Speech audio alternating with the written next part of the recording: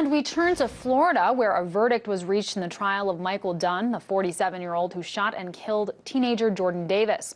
On Saturday, the jury in Jacksonville found Michael Dunn guilty of attempted second-degree murder for opening fire on 3 teens who were in the same SUV as Jordan Davis. However, they could not come to a consensus on whether to convict or acquit Dunn of the most serious of charges, first-degree murder in the 2012 killing. Prosecutors argued that Dunn recklessly shot at the teens after complaining about the volume of their music in a convenience store parking lot.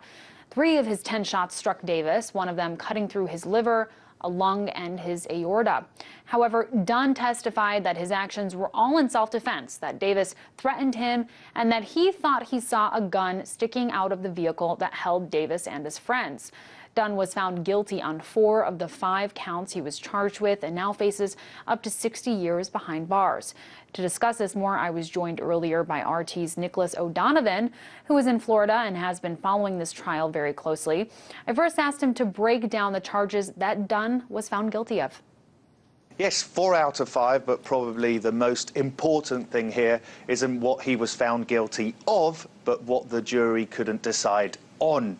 Not so much in sentence terms, because that's not going to change too much, I'll explain that later, but more in moral, social, even legal terms. The first-degree murder charge for killing 17-year-old Jordan Davis was mistrial. Jurors simply couldn't reach a verdict on that. But after asking the judge if a mistrial on that one charge would affect the rest of the charges, the judge let them know that that wasn't the case, that the rest of the charges could simply be trialed as normal, and then the jurors proceeded. Conclusion: Michael Dunn was found guilty on 3 charges of attempted second-degree murder for opening fire on 3 other teens that we remember were in the same SUV as Jordan Davis. He was also found guilty of 1 count of shooting, throwing deadly missiles for shooting in the red Dodge Durango carrying, the teens. But there was a deadlock on the murder charge against him in the Jordan Davis case.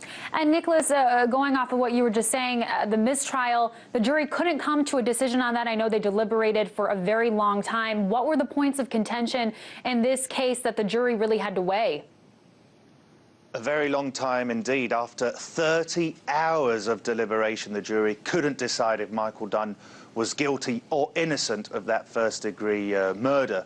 There was obviously a lot of discussion. They worked very, very hard, 30 hours, as we say, and they had to take into consideration many, many facts. But once again, the basic question here is, how can a juror, another human being, know when an individual feels for his life or feels that his life is actually threatened? Therefore, if a defendant comes up with what we can say a more or less credible story, the bottom line is he is the only one that knows if his life was an immediate threat, because the other person obviously is not there to tell their side of the story. In some cases, we can see how a defendant says that he mistakes a candy bar or a can of iced tea for a weapon, or he can just simply say that he saw something that looked like a gun. Even if this wasn't a stand your ground case, the jurors were instructed about this law, and they could have just reached the conclusion that, if the law says that when somebody's threatened, you can simply just use their deadly force, then they could have just reached the conclusion that Michael Dunn did the right thing according to the law. Right. Well, let's talk about some of the reaction after the verdict was read. Do you think people who were seeking justice for Jordan Davis are satisfied with this outcome?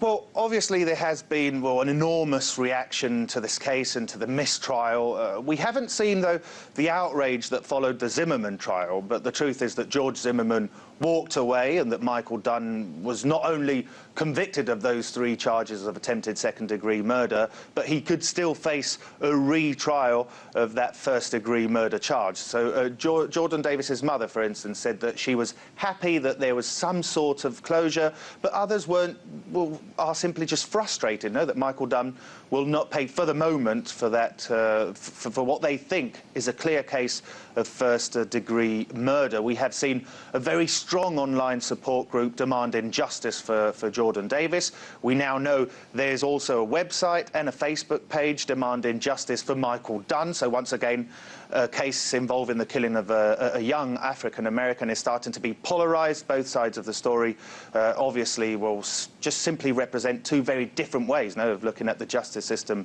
here in America. And Nicholas, what's next at this point for Michael Dunn? There's a trial that's going to be coming. Do we know when that's going to happen?